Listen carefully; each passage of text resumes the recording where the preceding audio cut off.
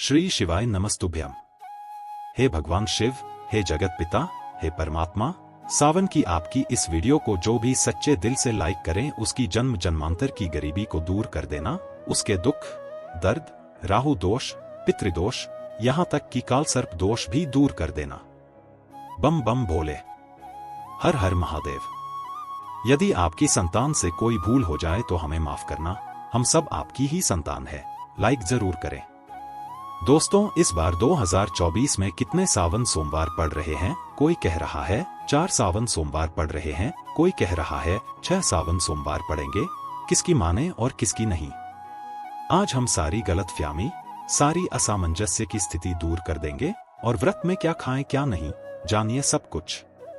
दोस्तों, सावन का महीना आने वाला है। ऐसे में हर कोई भगवान भोले बाबा को दिल से खुश करना चाहता है। हर किसी की इच्छा होती है कि वह सावन में भोलेनाथ को खुश करके अपनी सभी इच्छाएं और मनोकामनाएं पूरी कर ले।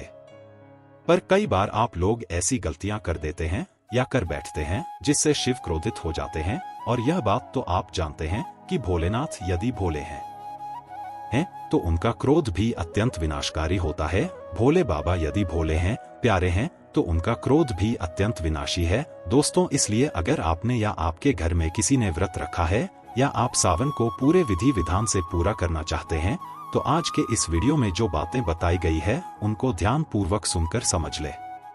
दोस्तों, सावन में कई ऐसे काम होते हैं जिनको करना वर्जित माना गया है। दोस्तों, अगर भोले बाबा की कृपा हो जाए तो काल भी आपका कुछ नहीं कर पाएगा, क्योंकि कालों के भी काल है महाकाल। इसलिए अगर आप भी महादेव की कृपा पाना चाहते हैं तो सच्चे दिल से कमेंट बॉक्स में लिखें हर हर महादेव, ओम नमः शिवाय, और कमेंट में अपनी राशि जरूर डाल दीजिएगा। यदि हमारे पास सावन में आपकी राशि के अनुसार कोई उपाय होगा तो वह आकर हम आपके कमेंट में जरूर बता देंगे और आपको बड़ा लाभ होगा। दोस्तों, सावन सोमवार व्रत में क्या खाएं क्या नहीं खाएं? सावन में लहसुन प्याज खाएं या नहीं? व्रत में नमक खाएं या नहीं? कौन सी गलती नहीं करनी चाहिए? पति पत्नी को दूरी बनानी चाहिए और कौन से रंग के कपड़े नहीं पहनने चाहिए? ऐसी कौन सी गलतियां हैं जिसे सावन के दौरान हमें भूल कर भी नहीं करना चाहिए? और मंदिर में जो 1 लोटा जल रखा जाता है उस जल का हम क्या करें? पी जाएं या तुलसी में डाल दें या पेड़ पौधों में डाल दें या इस जल से स्नान करें?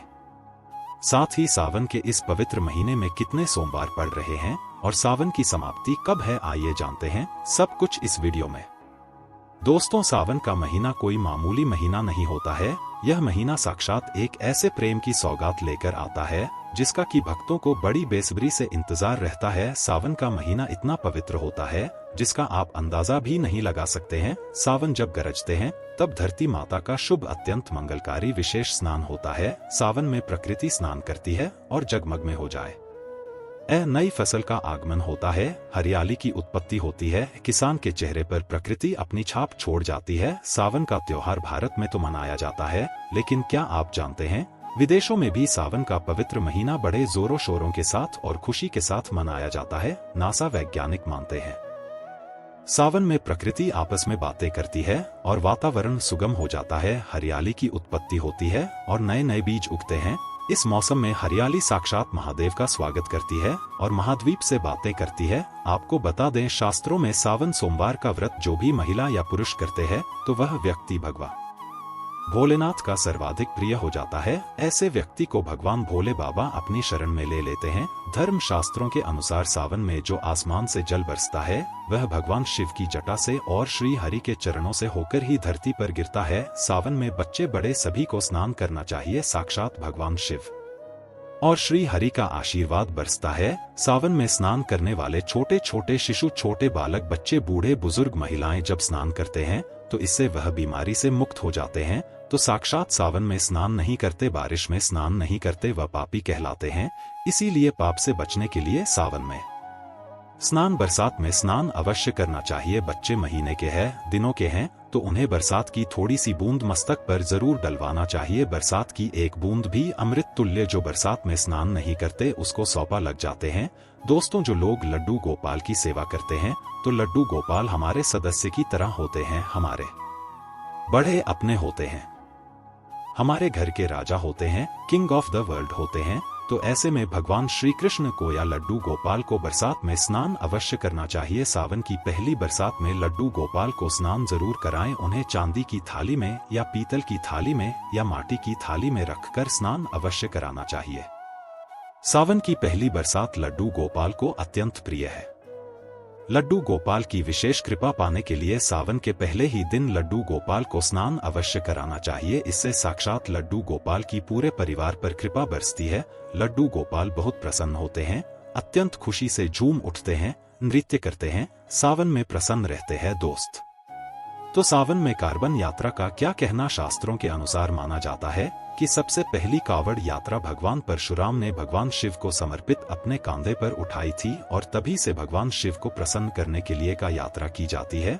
दोस्तों, लेकिन क्या आप जानते हैं सावन में 10 ऐसे नियम हैं जो आपको जानना बहुत ही आवश्यक है। अगर इन नियमों का पालन अगर आप अपने जीवन में नहीं करते हैं तो आपको भगवान शिव के क्रोध का सामना करना पड़ सकता है। आपका पूरा परिवार गरीबी, निर्धनता और बर्बादी का सामना कर सकता है। दोस्तों, आज की वीडियो बहुत ही सुंदर है। वीडियो को अंत तक जरूर देखें क्योंकि अधूरा ज्ञान हमेशा खतरनाक साबित होता है। इसलिए वीडियो को पूरा अंत तक जरूर देखें और सच्चे दिल से कमेंट बॉक्स में लिखें हर हर महादेव, ओम नमः शिवाय। वीडियो को लाइक जरूर करें। आइए जानते हैं दोस्तों, सबसे पहले जानते हैं सावन सोमवार व्रत की तारीख। पहले सोमवार का व्रत 22 जुलाई, दूसरे सोमवार का व्रत 29 जुलाई, तीसरे सोमवार का व्रत 5 अगस्त, चौथा सोमवार व्रत 12 अगस्त, पांचवा व्रत 19 अगस्त को रखा जाएगा। सावन का पवित्र महीना 22 जुलाई को पड़ है और इसी दिन सावन का पहला व्रत सावन सोमवार पड़ रहा है, जो कि बहुत ही शुभ और अत्यंत दुर्लभ मंगलकारी माना जा रहा है। पहले दिन सावन सोमवार का व्रत विशेष है, दुर्लभ है, कई सैकड़ों सालों के बाद जाकर के महासंयोग आ रहा है। इस शुभ दिन पर लाखों करोड़ों श्रद्धालु लोग व्रत अवश्य रखेंगे और व्रत में कई ऐसी चीजें खाएंगे जिससे व्रत की पूर्ति होगी। शिव व्रत श्रावण सोमवार व्रत पूर्ण माना जाएगा, लेकिन ऐसे में हम जानते हैं व्रत में क्या खाएं और क्या नहीं खाएं। दोस्तों, अगर आपने सावन सोमवार का व्रत रखा है तो आप इस दिन सात्विक भोजन ही करें। यह निर्जला व्रत नहीं होता, इसलिए इस व्रत में सेंधा नमक से बनी चीजें खा सकते हैं। अगर आपने फल खाने पर संकल्प लिया है तो नमक भूलकर भी ना खाएं। आप फल वगैरह ही खाएं और कुछ मत खाना। व्रत में बाहर का गन्ने का जूस मत पीना, उसमें नमक मिला होता है। बर्तन कोई कितना भी साफ कर ले नमक रह ही जाता है। बाहर का जूस भी मत पीना, उनके बर्तनों में भी नमक मिला होता है जो हम घर में देखभाल कर लेंगे। व्रत की वह बाहर नहीं कर पाएंगे और वह नमक आपके मुंह तक जाएगा तो आपका व्रत खंडित हो जाएगा। व्रत में डिब्बाबंद जूस नहीं पीना चाहिए, उसमें कई केमिकल पड़े होते हैं जिससे व्रत टूट जाता है। और व्रत में लंबे समय का रखा हुआ भोजन कभी नहीं करना चाहिए, वह दूषित भोजन कहलाता है जिसमें विषय होता है। दोस्तों, सावन में कई बार शुक्रवार का दिन पर जाता है तो खट्टा भूलकर भी मत खाना, क्योंकि माता संतोषी इस दौरान जागृत अवस्था में हो जाती है, वह रुष्ट हो जाएंगी। इस दिन आप पानी पूरी, इमली की चटनी वगैरह, खट्टे फल वगैरह जाने अनजाने में भी मत खाना, क्योंकि इससे माता संतोषी क्रोधित हो जाएंगी। एक बार माता संतोषी रुष्ट हो गई तो आपको जिंदगी भर कष्ट भोगना पड़ेगा। माता रानी भोली है, पर सावन के महीने में जो भी शुक्रवार के दिन खट्टा खाता है उसे परेशानी और माता के क्रोध का सामना करना ही पड़ता है। सावन में साधारण नमक फलों पर लगाकर या अमरूद के बीच में भरकर भूलकर भी नहीं खाना चाहिए। आप सेंधा नमक फलों पर लगा कर खा सकते हैं।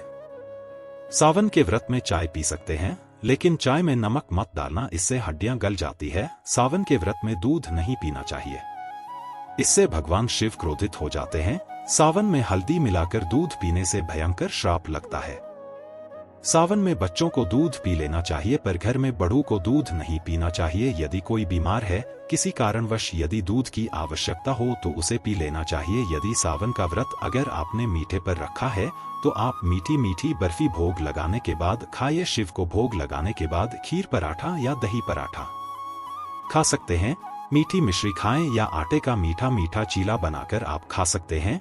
यदि व्रत छत पते पर रखा है तो आप चाहे तो सेंधा नमक से बने आलू के पकवान खा सकते हैं। आलू की सब्जी कुट्टू के आटे की रोटी के साथ खा सकते हैं। सादा दही में डालकर खीर खा सकते हैं। धनिया खा सकते हैं। लौकी कद्दू की सब्जी भी खा सकते हैं। और आटा खाते समय आटा ध्यान से देख ले, पुराने आटे में कीड़े पड़ जाते हैं जिससे आपका व्रत खंडित हो सकता है। व्रतधारी को सावन सोमवार के व्रत में बेसन, मैदा, सत्तू, अन्न और अनाज का सेवन नहीं करना चाहिए। सावन में जितना जल्दी हो सके सावन शुरू होने से पहले घर में आपके बैंगन की सब्जी या साबुत बैगन रखा हुआ है, जो कि बैगन को इंग्लिश में ब्रेंजल बोलते हैं, यदि घर में हो तो तुरंत हटा दें, इससे भगवान शिव अत्यंत क्रोधित हो जाते हैं। सावन में यदि पालक का साग रखा है तो घर से बाहर फेंक दें। साग सब्जियां सावन में खाना वर्जित होती है, खासकर बैगन तो घर में भूलकर भी नहीं रखना चाहिए, नहीं तो घर हो जाएगा कंगाल। भगवान शिव क्रोधित हो जाते हैं। सावन में घर में बैगन रखने से विनाश होता है।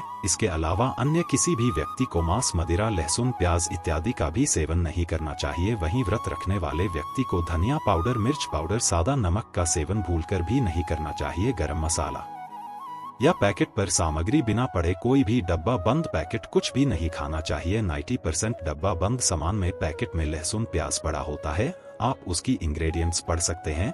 लहसुन, प्याज सबसे ज्यादा इस्तेमाल होता है डब्बा बंद चीजों में, और सावन में यदि हमने गलती से यह चीज खा ली तो हमारा व्रत टूट सकता है। सावन में चाहे आपका वृद्ध हो या न हो, किसी भी व्यक्ति को खड़ी पकोड़ा नहीं खाना चाहिए। और वहीं पत्तेदार सब्जियां, पालक, मेथी, लाल भाजी, बथुआ, पत्ता गोभी जैसी सब्जियां या साग सब्जियां भूलकर भी नहीं खानी चाहिए। यह जहर के समान मानी जाती है। इसमें कीड़े आ जाते हैं, सांप, बिच्छू वगैरह आ जाते हैं। और जो भी व्यक्ति सावन में बैंगन की सब्जी खाता है उस व्यक्ति को घोर पाप लग जाता है। इसी कारण लोग द्वादशी और चतुर्दशी पर बैंगन नहीं खाते। पत्तेदार सब्जियां क्यों नहीं खाई जाती, इसके पीछे एक कथा है, मैं आपको बताऊंगा। दोस्तों, सावन के पवित्र महीने में कौन सी गलतियां नहीं करनी चाहिए। ये गलतियां पाप का भागीदार तो बनाता ही है, साथ ही साथ ऐसा व्यक्ति नरक में अटका ही रह जाता है। सावन में घर के सभी लोगों को सुबह जल्दी उठना चाहिए और जितना जल्दी हो सके कम से कम पहला सावन स्नान अवश्य करें। परिवार में सबको स्नान करना चाहिए। यदि कोई बीमार है तो उस पर गंगा जल के छींटे मार दी। सावन में किसी भी गरीब का अपमान न करें, क्या पता उस गरीब के रूप में भगवान शिव हो, क्योंकि भगवान शिव सावन में अपने भक्तों की परीक्षा लेने आते हैं। सावन में देर तक सोने वाली महिला का पति बर्बाद हो जाता है और उसकी मृत्यु निकट भविष्य में जल्दी हो जाती है। इसलिए पति के उठने से पहले सावन में हर्ष को जल्दी उठ जाना चाहिए और भगवान शिव की पूजा करनी चाहिए। सोमवार व्रत आपको अवश्य करना चाहिए, ऐसा करने से धन लक्ष्मी का वास होता है। सावन में पति पत्नी को सहवास नहीं करना चाहिए। अगर आपने व्रत रखा है या आपकी पत्नी ने व्रत रखा है तो आप दूरी बनाकर रखें, क्योंकि इस दौरान ऐसा व्यक्ति भगवान शिव की शरण में होता है। सावन में घनघोर काले वस्त्र पहनकर शिव मंदिर में नहीं जाना चाहिए। चाहे तो आप घर में काले वस्त्र पहन सकते हैं, लेकिन मंदिर में भूलकर भी मत जाना, और ना ही व्रत में काले वस्त्र पहनना चाहिए। वैसे तो सावन में लहसुन, प्याज नहीं खाना चाहिए, पर यदि आपका व्रत है तो उस दिन पूरे परिवार को लहसुन, प्याज से परहेज करना चाहिए। सावन के महीने में घर में गंदगी नहीं होनी चाहिए, इससे प्रकृति नाराज हो जाती है। सावन में आपके घर का जो मंदिर है उसमें माचिस के खाली पद, डिब्बे या माचिस नहीं रखनी चाहिए। सावन में घर में किसी भी व्यक्ति को गाली नहीं देनी चाहिए, चुगली आदि नहीं करनी चाहिए। पत्नी को अपशब्द नहीं कहना चाहिए और न ही पति को अपशब्द कहने चाहिए, इससे भगवान शिव आपको श्राप दे देते हैं। सावन में जो भी व्यक्ति दूध में हल्दी डालकर पीता है उसके ऊपर महाकाल का क्रोध बरसता है। सावन में बाल, नाखून, दाढ़ी वगैरह नहीं बनवाना चाहिए कि आपको पहले कर लेना चाहिए। कोई ज्यादा समस्या हो तो आप ऐसा कर सकते हैं, पर शिव जी से क्षमा अवश्य मांग लें। सावन में शरीर पर तेल नहीं लगाना चाहिए। यदि आपका व्रत है तो आप शरीर पर तेल लगाएं। दोस्तों, माता का सम्मान करना चाहिए, क्योंकि माता पार्वती और पिता भगवान शिव को माना जाता है, इसलिए माता पिता में इन दोनों का वास होता है। माँ पिता का आदर करने से भगवान शिव और माँ पार्वती प्रसन्न होते हैं। सावन में देवी देवता से जुड़ी कोई भी शुभ चीज उपहार के तौर में कभी किसी को मत देना, नहीं तो भगवान शिव आपके घर से सदैव के लिए चले जाएंगे। दोस्तों, आप जानते हैं सावन के इस पवित्र महीने में शिवलिंग पर कौन कौन सी चीजें नहीं चढ़ानी चाहिए जिससे आपको पाप न लगे। शिव पुराण के अनुसार शिव भक्तों को कभी भी भगवान शिव को तुलसी, हल्दी और सिंदूर सहित यह 6 वस्तु नहीं चढ़ानी चाहिए। पौराणिक कथा के अनुसार केतकी के फूल ने ब्रह्मा जी के झूठ में साथ दिया था, जिससे नाराज होकर भगवान भोलेनाथ ने केतकी के फूल को श्राप दिया। इसलिए केतकी का फूल शिवलिंग पर नहीं चढ़ाया जाता है, और वही नारियल का पानी भी शिवलिंग पर कभी भी अर्पित नहीं करना चाहिए। शंख से जल भी भगवान भोलेनाथ को नहीं चढ़ाना चाहिए। शास्त्रों के अनुसार सुबह 5 बजे से लिए कर सुबह 11 बजे तक शिवलिंग पर जल चढ़ाना बहुत ही शुभ और अत्यंत मंगलकारी होता है। कभी भी शाम के समय शिवलिंग पर जल चढ़ाए। शास्त्रों के अनुसार शिवलिंग पर काली मिर्च चढ़ाने से रोगों का नाश होता है। इसके साथ ही सुख समृद्धि की प्राप्ति होती है। घर में कभी भी अंगूठे के आकार से बड़ा शिवलिंग नहीं रखना चाहिए और शिवलिंग पर जल धारा अवश्य होनी चाहिए। भगवान भोलेनाथ को टूटे हुए अक्षत कभी अर्पित नहीं करने चाहिए, इससे वह क्रोधित हो जाएंगे। सावन के पवित्र महीने में कटे फटे बेलपत्र शिवलिंग पर अर्पित नहीं करने चाहिए। बेलपत्र की संख्या 3 होनी चाहिए। बेल पूरे साबुत होने चाहिए, लेकिन आप 6 महीने पुराने बेलपत्र भी शिवलिंग पर अर्पित कर सकते हैं, लेकिन वह कटा फटा न हो। 6 महीने तक बेलपत्र पवित्र और शुभ माना जाता है। सच्चे दिल से बेलपत्र शिवलिंग पर चढ़ाने से 21 मनोकामनाएं पूर्ण हो जाती है। भगवान शिव को दूध में पानी डालकर नहीं अर्पित करना चाहिए, इससे आपको फल भी इसी तरह ही मिलेगा। भगवान शिव को 1 बूंद भी आप अर्पित कर सकते हैं, पर दूध शुद्ध होना चाहिए और आपका मन भी शुद्ध होना चाहिए। शास्त्रों के अनुसार पीतल के कलश से शिवलिंग पर दूध चढ़ाना सबसे उत्तम बताया गया है। धार्मिक कर्मकांड में पीतल के बर्तनों का विशेष महत्व बताया गया है। विवाह आदि के कार्यों में इसलिए पीतल के बर्तनों का प्रयोग किया जाता है। आपको बता दें, सोमवार को पीतल के कलश से ही शिवलिंग पर दूध से अभिषेक शुभ बताया गया है। स्टील और प्लास्टिक से बने बर्तन का प्रयोग न करें। शिवलिंग पर जल चढ़ाते समय वह जल आपके पैरों के पास नहीं जाना चाहिए, अशुभ माना जाता है।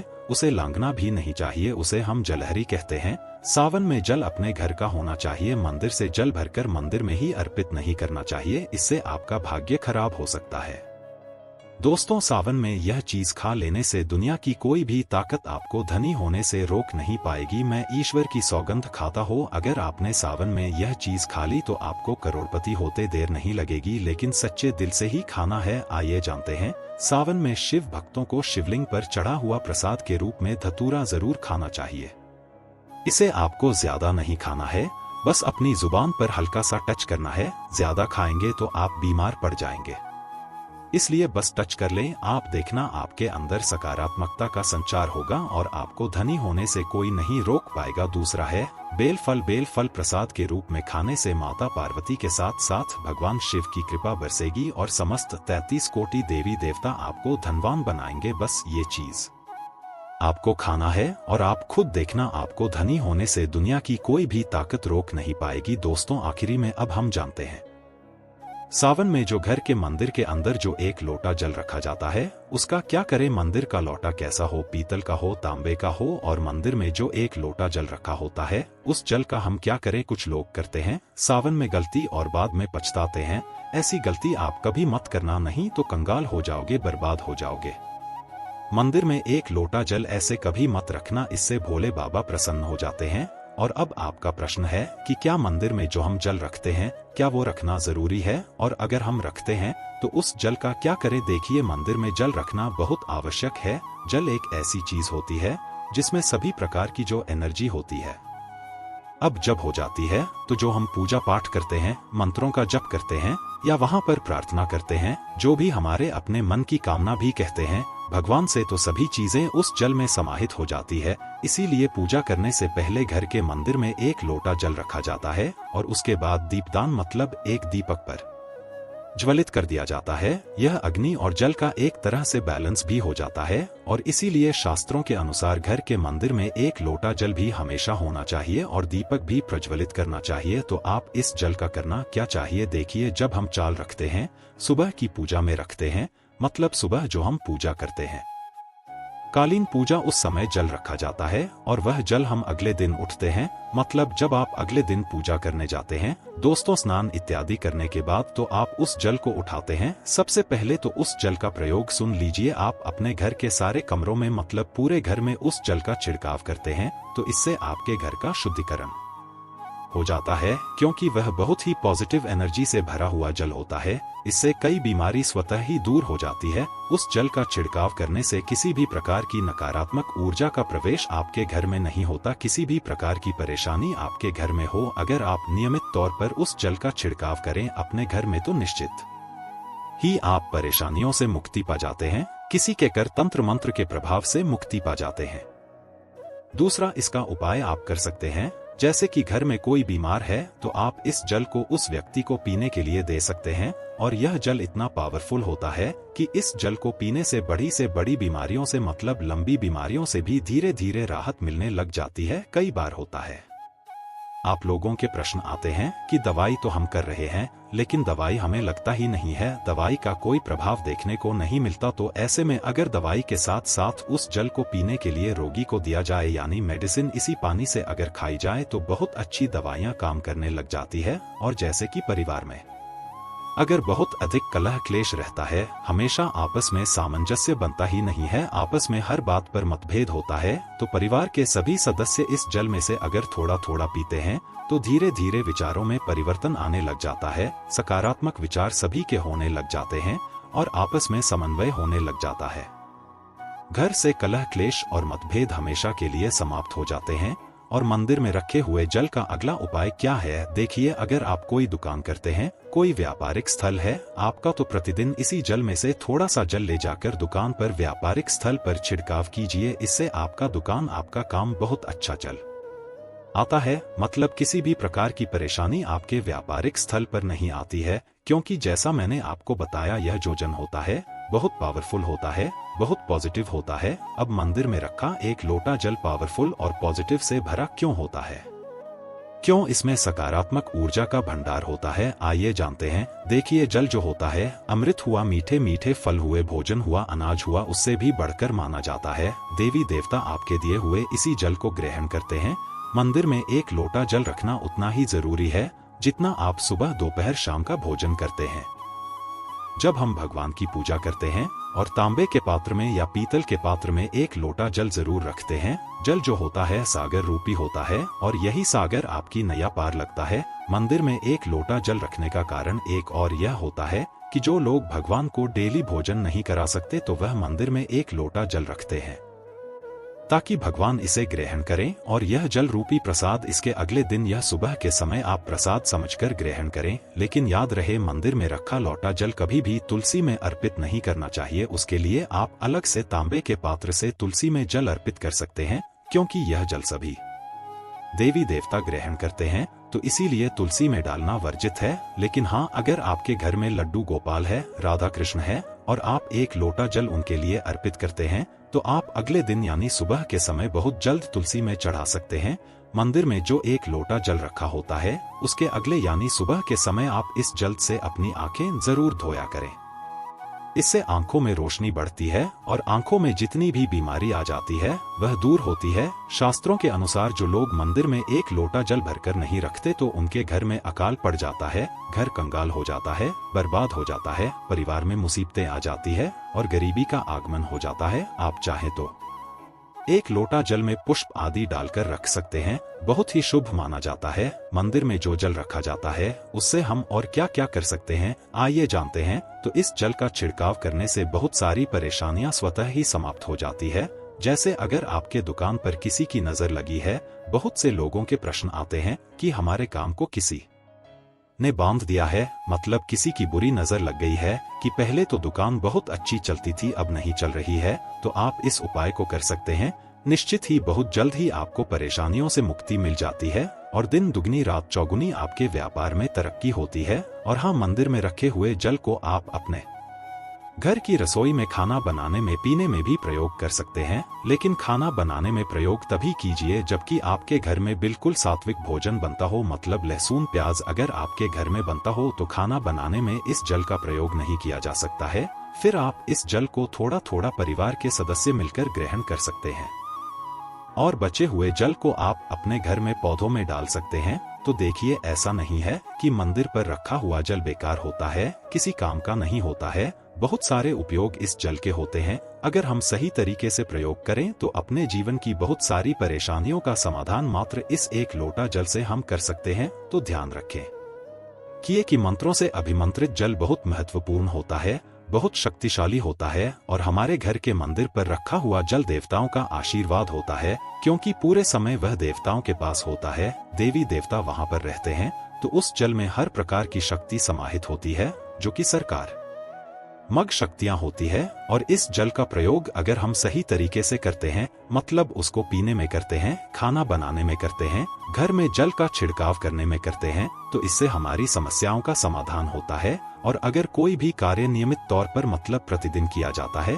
तो उसका हमें लाभ प्राप्त होता है। कभी कभी करेंगे तो निश्चित ही आपको उतना लाभ दिखाई नहीं देगा, लेकिन अगर आप नियम बना लेंगे कि हर रोज उसी जल से घर में छिड़काव करना है, घर में प्रत्येक व्यक्ति को थोड़ा थोड़ा पीने के लिए देना है, बचे हुए जल को पौधों में डाल दीजिए, दुकान पर छिड़क दीजिए, अपने घर के व्यापारिक स्थल पर छिड़काव की, बच्चों की बुक्स शेष में, अपने घर की तिजोरी में, हर जगह इस जल का छिड़काव कीजिए और नियमित तौर पर कीजिए। चमत्कार आपको निश्चित ही देखने को मिलेगा। इसी प्रकार से जो रसोई में रखा हुआ जल होता है उसका छिड़काव अपने घर के मुख्य द्वार पर कीजिए, तो इसका भी आपको लाभ बहुत ही शीघ्र दिखाई देगा। लेकिन इसे अपने 3 में शामिल करना होगा, प्रतिदिन नियम से यह कार्य करना होगा, तभी आपको लाभ देखने को मिलेंगे। और कई लोगों के प्रश्न आते हैं कि मंदिर पर जो रखा हुआ जल होता है तो जब हम अगले दिन उठाते हैं तो उसमें कई बार कुछ चीजें पड़ जाती है, कोई कीड़े मकोड़े पड़े जाते हैं, क्योंकि खुला होता है, तो क्या हम उसे ढक सकते हैं? जी हाँ, बिल्कुल ढक सकते हैं। जब आप पूजा करते हैं सुबह के समय, तो जब तक पूजा कर रहे हैं, जब तक मंत्रोच्चारण कर रहे हैं, तब तक जल खुला रखें। और उसके बाद जैसे कि आप पूजा पर से उठते हैं तो उससे पहले जल को किसी भी प्लेट से या कटोरी से ढक दीजिए। फिर जब आप अगले दिन उस जल को उठाएंगे तो बिल्कुल शुद्ध और साफ सुथरा जल आपको मिलेगा और उस जल का प्रयोग आप अपने किसी भी कार्य में कर सकते हैं। और दोस्तों, आप जब भी घर के मुख्य द्वार पर जल छिड़काव करें तो गणेश जी भगवान का यह मंत्र जरूर बोले, ओम गणपते नमः। और जो हमने आपको वीडियो में बताया है उसे ध्यान पूर्वक अच्छी तरीके से समझकर अपने घर के मुख्य द्वार पर जल का छिड़काव करें। दोस्तों, अगर आप वाकई में भगवान शिव से प्यार करते हैं तो कमेंट बॉक्स में हर हर महादेव अवश्य लिखकर जाए। भोले बाबा आपकी सभी मनोकामना अवश्य पूर्ण करेंगे। महादेव के लिए एक लाइक तो बनता है। धन्यवाद।